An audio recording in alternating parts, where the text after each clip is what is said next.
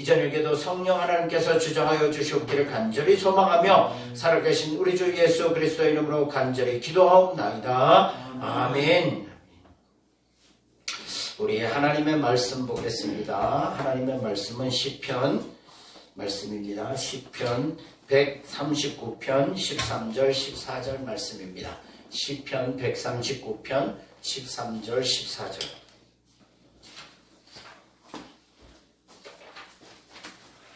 시편 139편 13절 14절 말씀입니다. 구약성경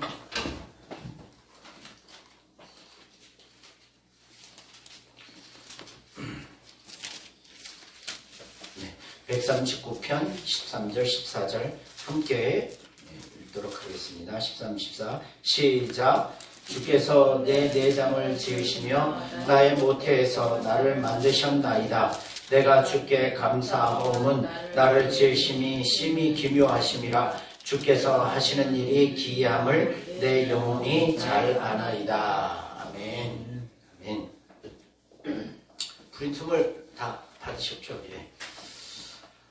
우리가 주일 오후에 여러분 하나님은 어떤 분이신가에 대해서 살펴봤어요.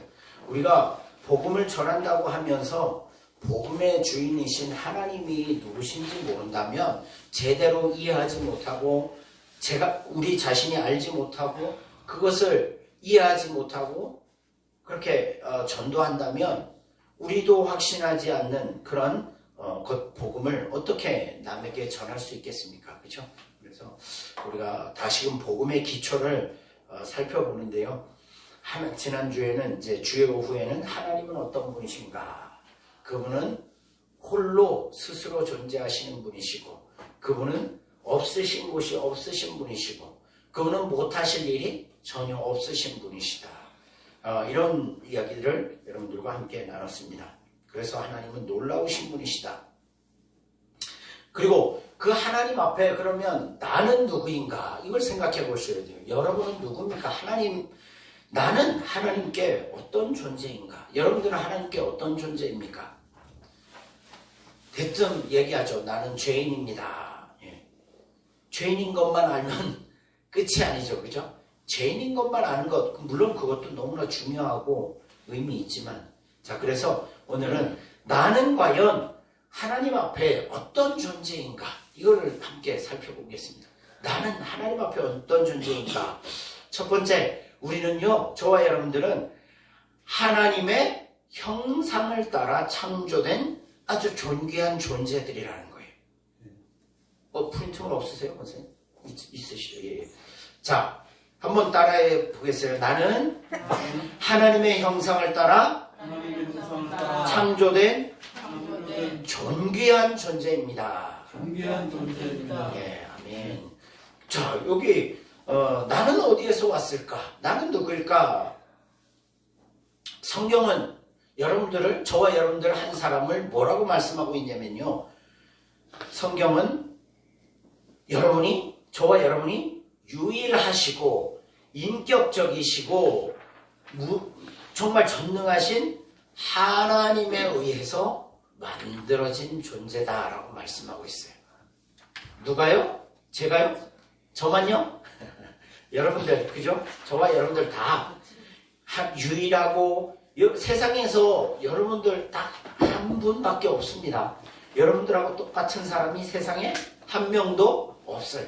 과거에도 없고 지금 여러분들밖에 없고 앞으로도 여러분들 하나님 나라에 가시고 난 이후에도 여러분들과 똑같은 사람이 이 땅에 있을 수 있을까요? 없을까요? 없어요. 그래서 여러분들은 하나님과 같이 유일한 사람이에요. 이 땅에 유일한 사람이에요. 그리고 우리는 인격적인 존재죠. 그죠? 인격적인 그 하나님에 의해서 만들어진 우리는 정말 존귀한 존재들이다라는 거예요. 그래서 나는 죄인입니다. 그거 고백하는 거 그게 나를 다 대변하지 않는다는 거예요. 그것 이전에 내가 죄인이기 이전에 나는 어떤 존재인가? 나는 하나님의 성품을 이어받은 하나님으로부터 가장 존귀한 존재라고 인정받는 사람이다. 그게 저와 여러분들이라는 거죠. 여러분들은 존귀한 사람들이에요. 그죠? 함부로 여러분들을 함부로 대해서는 서로를 여러분 자신 스스로를 함부로 대하면 됩니까? 안 됩니까? 안 돼요.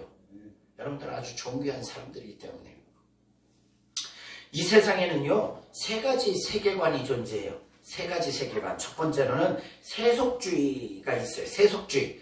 이 세속주의 세계관에서는 뭐라고 주장하냐면 우리 인간이, 저와 여러분들이 우연히 물질의 결합으로 창조되었다라고 그렇게 이야기를 해요. 흔히 우리가 아는 창조론, 공산주의자들도요 이렇게 얘기를 해요. 공산주의자들도 그렇고요, 자본주의도 마찬가지예요. 인간이 우연히 그 세포에 의해서 우연히 결합되어서 창조되었다라고 그렇게 창조가 아니죠. 결합되어서 만들어졌다, 진화되었다라고 주장을 해요. 여러분, 잘 생각해 보세요. 만일 정말 지구의 환경이 어떤 특별한 환경 때문에 이런 세포들이, 단세포들, 아주 작은 세포들이 생겨나서 사람이 됐다면 지금도 사람이 계속해서 단세포가 사람으로 만들어져야 되잖아요. 그런데 지금은 어떤 단세포가 사람이 되어져가는 중간 단계가 있어요, 없어요? 없죠. 이 세상의 모든 사람은 다 사람의 몸에서 태어나서 온전한 사람으로 자라는 거지, 이 세상 사람들이, 흔히 세상 사람들이 말하는 우연히 진화되거나 물질이 결합된 것으로 인간이, 저와 여러분들이 만들어지지 않았다는 거예요. 그럴 증거도 없고요. 그런데도 세상 사람들은요, 그걸 믿어요. 그냥 우연히. 그리고 어떤 사람은 이제 정령주의 세계관이 있습니다. 이건 뭐냐면요, 무속신앙이나 힌두교나 이런 사상, 그래서 인간이 비인격적인 많은 영들이 조화되어서 인간이 만들어졌다, 이렇게 주장하는 사람들이 있어요. 자, 그런데 우리가 믿는 기독교적 세계관은 뭐냐면요, 참 신이신 유일하신 하나님이 선한 의도를 가지고, 뜻과 목적을 가지고 인간을 창조하셨다. 우리 인간은요, 하나님의 아주 선한 의도와 목적을 가지고 이 땅에 만들어졌어요. 시작이 되었어요. 그죠? 이게 바로 기독교적 세계관이죠. 자, 시편 139편 13절 14절 우리가 방금 읽었죠? 자, 이 말씀을 기억하면서 한번 읽어보겠습니다. 시작. 주께서 내 내장을 지으시며 나의 모태에서 나를 만드셨나이다. 내가 주께 감사하옴은 나를 지으심이 심히, 죄송합니다. 이거 오타가 났네요. 네, 나를 지으심이 심히 기묘하심이라. 주께서 하시는 일이 기이함을 내 영혼이 잘 아나이다. 네. 우리가 이해할 수 없지만 우리는 누가 만드셨다고요? 하나님이 만드셨다는 거죠. 그냥 만드셨을까요? 재미삼아 만들었을까요? 아니요. 하나님의 선한 계획과 뜻이 있어서 만드셨다라는 거예요. 또한 저와 여러분들을 다른 모든 피조물들과 다르게 사람으로, 우리 사람은 다른 모든 피조물들, 나무나 동물이나 다른 피조물들과 달리 누구의 형상을 담게 만들었다고 말씀하고 있어요? 하나님의 형상을 닮았다. 네. 창세기 1장 27절 함께 하겠습니다. 시작. 하나님이 자기 형상 곧 하나님의 형상대로 사람을 창조하시되 남자와 여자를 창조하셨습니다. 예. 하나님이 자기 형상이라는 건 뭐냐면 우리 모양이 하나님을 닮았다는 게 아니라 하나님의 지, 정, 의를 닮았다는 거예요. 하나님의 지식, 하나님의 감정, 하나님의 의지를 우리가 닮은 거예요.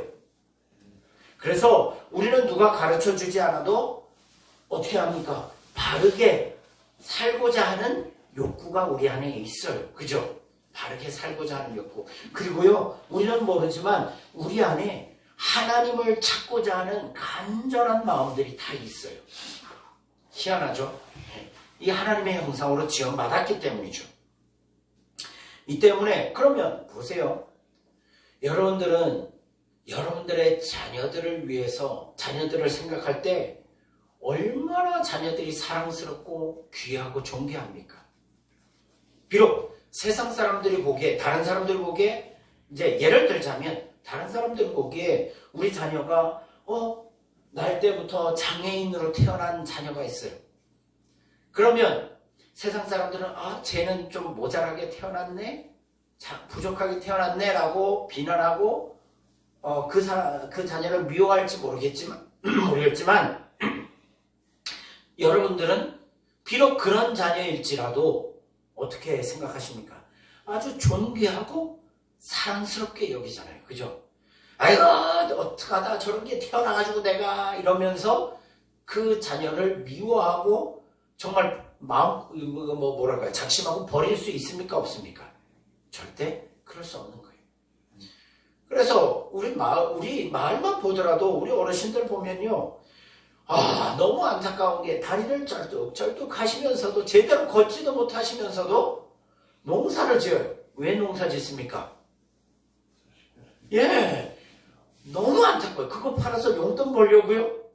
그거 얼마나 될까요? 용돈거리 안 돼요. 그런데도 뭐 위해서? 그렇게 내 몸이 망가져가고 힘든데도 열심히 해서 바리바리 그냥 택배에다가 가을마다 한번 싸가지고 자녀들한테 보내는 거예요. 그럼 왜 그럴까요?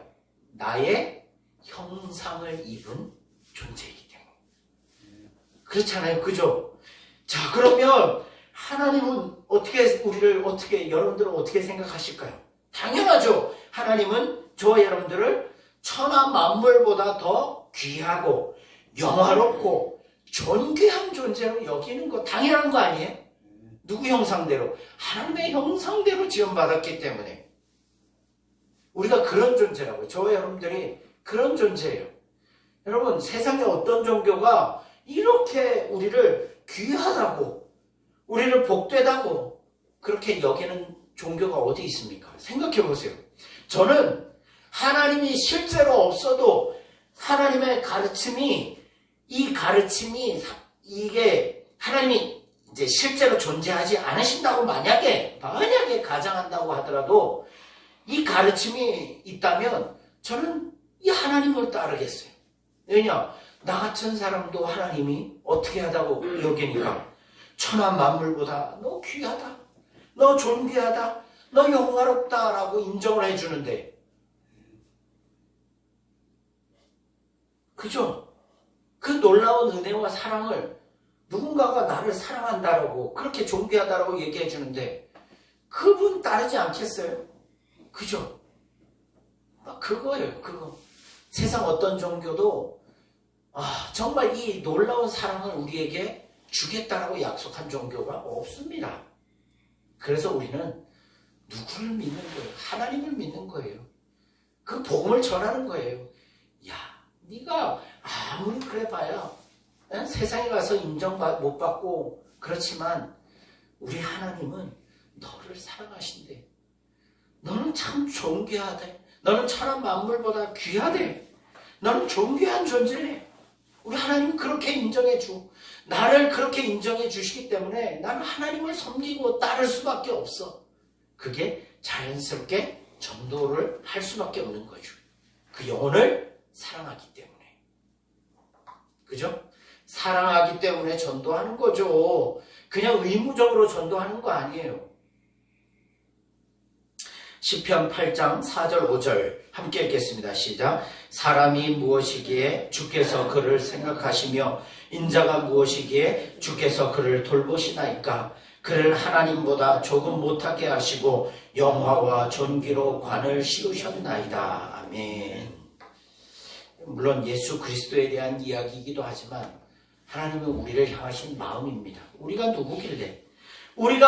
누구길래 하나님께서 우리를 생각하시고 예수 그리스도가 누구시길래 하나님께서 우리를 그렇게 존귀와 영화와 그 존귀로 관을 씌우셨습니까? 그죠? 우리가 누구길래? 여러분, 저와 여러분들은요, 단순히 이 땅에 멸시받고 그냥 돈벌이를 위해 태어난 비천한 도구가 아니라요, 영들에 눌려서 두려워하며 살 존재가 아니며 오직 하나님의 존귀한 사랑받기 위해 태어난 아름답고 존귀하고 영화로운 존재들이다라는 사실을 잊지 마시길 바라겠어요. 네. 그런 분들이에요. 자, 두 번째, 하나님의 자녀된 존재. 우리는요, 하나님의 그런 형상을 따라 창조된 존귀한 존재이기도 하지만, 두 번째, 우리는 하나님의 뭐가 되었어요? 자녀가 되었어요. 자녀가. 그냥 하나님과 내가 신과 창조주와 피조물의 관계가 아니라 이제는 예수님 때문에 뭐가 된 거예요? 하나님의 가족이 된 거예요. 자녀가 된 거예요. 사실 인간은 하나님의 흙으로 만든 피조물에 지나지 않죠. 그죠? 그런데 하나님은 자기가 배 아파 낳은 친자녀처럼 우리를 너는 내 자녀라. 그렇게 인정해 주신다는 거죠. 시편 2편 7편 말씀 함께 읽겠습니다. 시작. 내가 여호와의 명령을 전하노라. 여호와께서 내게 이르시되 너는 내 아들이라. 오늘 내가 너를 낳았노라. 아멘. 야고보서 1장 18절 시작. 그가 그 피조물 중에 우리로 한 첫 열매가 되게 하시려고 자기의 뜻을 따라 진리의 말씀으로 우리를 낳으셨느니라. 아멘. 자, 하나님이 그저 우리를 자녀로 생각하신대요. 자녀로 생각하신대요. 그리고 저와 여러분들을 위해 많은 일들을 하시고 많은 생각을 가지고 계신다라고 말씀하고 있어요. 시편 40장 5절 말씀에 보니까요. 이렇게 말씀하고 있어요. 여호와 나의 하나님이여 주께서 행하신 기적이 많고 우리를 향하신 주의 생각도 많아 누구도 주와 견줄 수가 없나이다. 내가 널리 알려 말하고자 하나 너무 많아 그 수를 셀 수도 없나이다. 대부분 부모들은 그저 내 자식이라는 한 가지 사실만으로 평생을 조건 없이 사랑할 수 있죠. 그죠? 그런데 조건이 됩니까? 내 사랑받을 조건이 돼요? 자녀들이? 안 그렇잖아요. 그죠? 그런데 하나님께서도 어떻게 합니까? 죄인 되고 부족하고 연약하고 나약한 우리를 어떻게 사랑하시는 거예요? 무조건적인 사랑으로 많은 일들을 우리를 위해서 많은 일들을 지금도 하시고 계시고 많은 생각, 우리가 어떻게 하면 더 하나님 앞에 기쁨이 되어지고 바르게 살아가고 정말 복 있는 인생을 살아갈까 많은 생각을 가지고 계시다는 사실을 잊지 마시길 바라겠어요. 저와 여러분들은 그런 존재예요. 부모는 자기의 사랑스러운 자녀를 품에 안아서 기르죠. 그죠? 어머니가 그 자녀를 자기 품에 안고 있을 때보다 그 자녀에 대한 사랑이 더 클 때는 없습니다. 그죠? 하나님께서도 우리를 날마다 하나님의 품 안에 안고 계시다. 내가 너를 품에 안고 있다. 이렇게 말씀하고 있어요. 이사야서 46장 3절 4절 말씀 함께 읽겠습니다. 시작. 야곱의 집이여 이스라엘 집에 남은 모든 자여 내게 들을지어다. 배에서 태어남으로부터 내게 안겼고 태에서 남으로부터 내게 업힌 너희여 너희가 노년에 이르기까지 내가 그리하겠고 백발이 되기까지 내가 너희를 품을 것이라. 내가 지었은즉 내가 업을 것이요 내가 품고 구하여 내리라. 아멘. 아멘. 우리가 이런 존재라는 거죠. 하나님이 우리 보고 뭐래요? 태에서 태어날 때부터 백발이 되을 때까지 내가 너를 품고 너를 업고 너를 구하여 내겠다.